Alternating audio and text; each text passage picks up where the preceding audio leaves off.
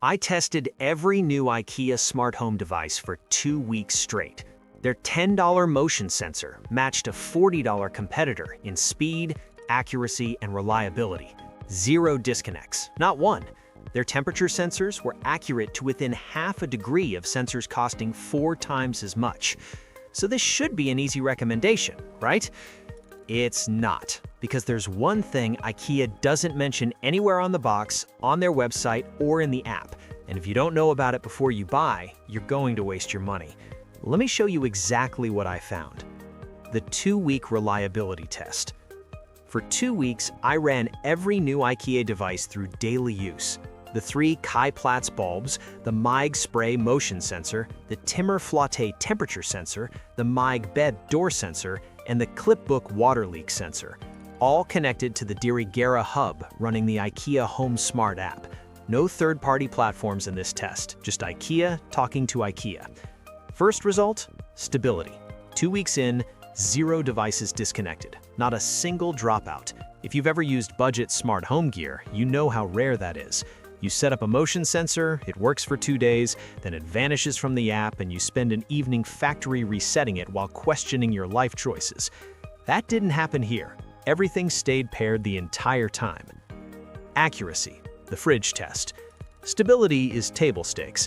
I needed to know if the sensors are actually accurate, so I tested the Timmer Flotte and the Albstuga side by side against a calibrated Aqara T1 sensor. Room temperature?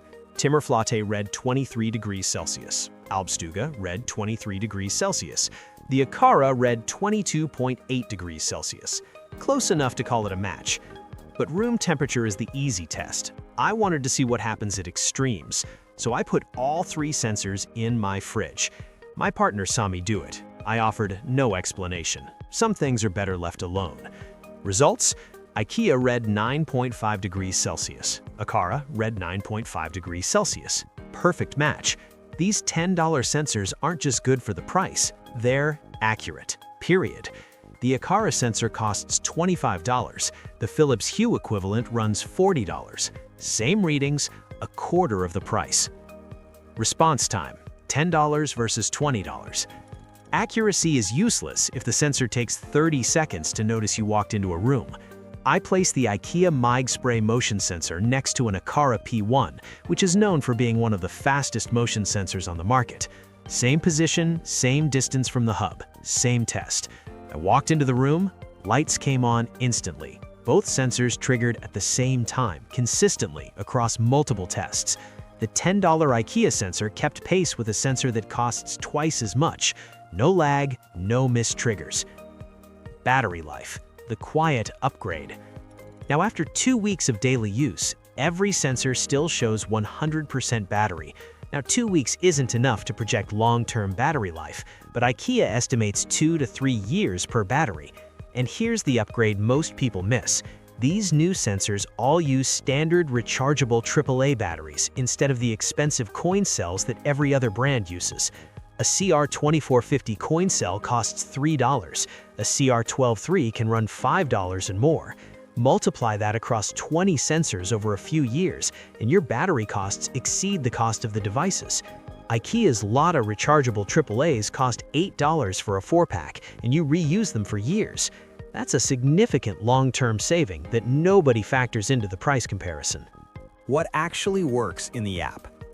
Basic control is smooth and responsive. Lights on, lights off, dimming, color temperature, everything is instant.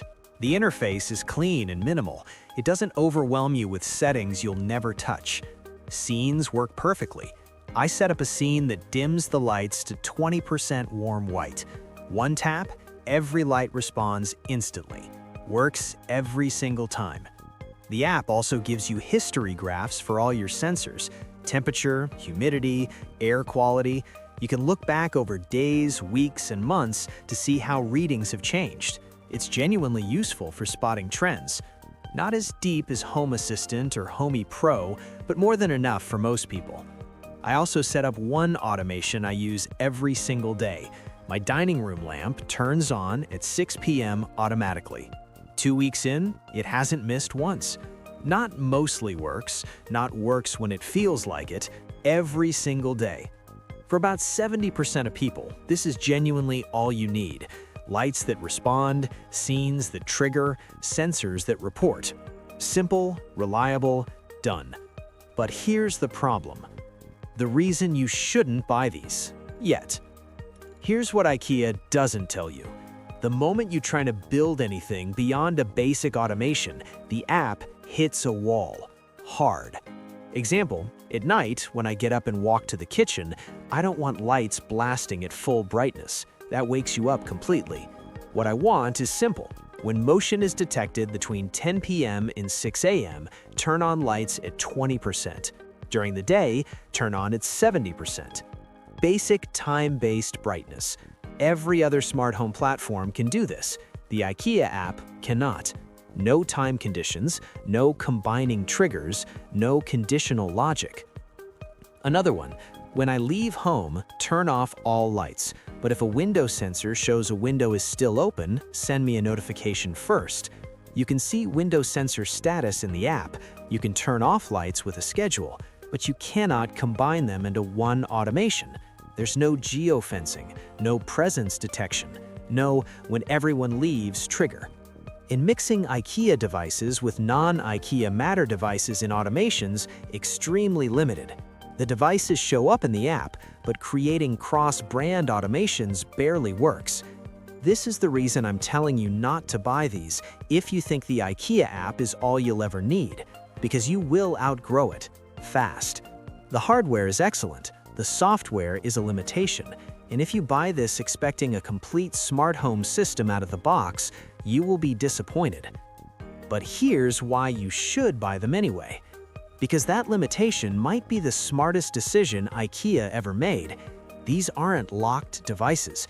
Every sensor, every bulb, every remote is built on open Matter over Thread. That means you can take the exact same $10 motion sensor, pair it to Homey Pro, and suddenly you have time-based brightness, conditional logic, geofencing, cross-device triggers, and automations the IKEA app doesn't even have a menu option for. Pair them to Home Assistant, and you get custom dashboards, energy monitoring, years of data logging, and an automation engine that makes the IKEA app look like a calculator next to a supercomputer. Same hardware, different brain. Everything changes. IKEA built the best hardware at the lowest price on the most open standard in the market. Then they said, use whatever brain you want. Start with our app, it's simple, it works, and when you're ready for more, take every single device with you to a better platform. Nothing wasted, nothing replaced. That's not a flaw, that's a strategy. The real price comparison. Let's put real numbers on this. The IKEA motion sensor is $10. The Philips Hue motion sensor is $40. Same response time, same reliability, same battery life. But the Hue sensor requires the Hue bridge and only works within the Philips ecosystem. The IKEA sensor works natively with every Matter platform: HomeKit, Google Home, Alexa, SmartThings, Homey, Home Assistant. No bridge required. If you want 5 motion sensors in your home, IKEA costs you $50. Philips Hue costs you $200. You save $150 on sensors alone, and the IKEA sensors give you more platform freedom, not less. That's not just a price difference, that's a completely different approach to smart home. Honest verdict. After 2 weeks, here's what I love: the price, the reliability, the sensor accuracy, the response times, the battery design, the clean interface, and the fact that this is fully open Matter hardware that works with any platform. For $100 to $150, you have a smart home that actually works. Here's what I don't love. The app can't build complex automations. No time conditions, no presence detection, no geofencing, no meaningful cross-brand automation support. And you do need the Doriga hub for automations to run locally. It's the brain the app talks to, and it keeps everything working even when your internet goes down. So should you buy these? Yes, but only if you understand what you're buying. You're buying the best smart home hardware at the lowest price on the market. You're not buying the best smart home software. Start with the IKEA app if you want simplicity. Move to Homey Pro or Home Assistant when you want power, and you won't have to replace a single device when you do. In the next video, I'm taking these exact same $10 sensors and pairing them with a professional automation platform. Same $10 sensors, completely different capabilities. Lights that adapt based on time of day, door sensors that talk to locks, geofencing that knows when you leave, everything the IKEA app can't do. That's where this hardware really comes alive. Subscribe so you don't miss it, and let me know in the comments, are you already using IKEA's new smart home devices? Which platform are you running them on? Which automations did you build? I want to hear your setup. Thanks for watching.